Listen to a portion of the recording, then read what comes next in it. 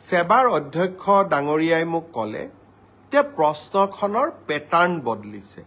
যোৱা বছৰো প্ৰশ্নখনৰ পেটাৰ্ণ বদলোৱা হৈছিল আৰু এইবাৰো পেটাৰ্ণটো বদলোৱা হৈছে যাতে ছাত্ৰ ছাত্ৰীসকলৰ জেনেৰেল নলেজৰ পৰীক্ষা সেবাই ল'ব পাৰে।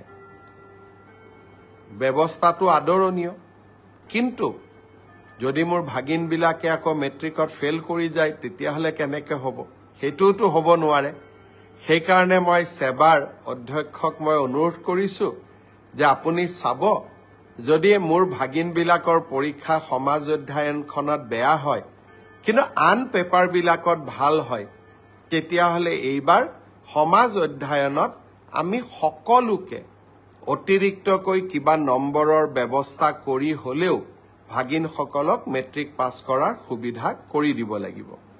সেয়েহে ময়ো ভাগিনসকলক ক'ব খুজিছোঁ যে সমাজ অধ্যয়নৰ কাৰণে আমি আৰু চিন্তা কৰিব নালাগে, সকলোৱে মিলি চেষ্টা